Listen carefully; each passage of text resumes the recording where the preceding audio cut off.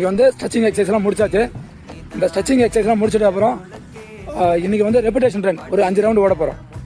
அதாவது இந்த கிரவுண்டை வந்து 2 ரவுண்டு முடிச்சுட்டு ஒரு 30 செகண்ட் ரெஸ்ட் விட்டுட்டு திரும்பி வந்து ஆரம்பிக்க போகிறோம். ஓகேங்களா? ஸோ எவ்வளோ தூரம் வந்து நம்ம வந்து இந்த கம்ப்ளீட் பண்ணுறதை பார்ப்போம். Ready, start.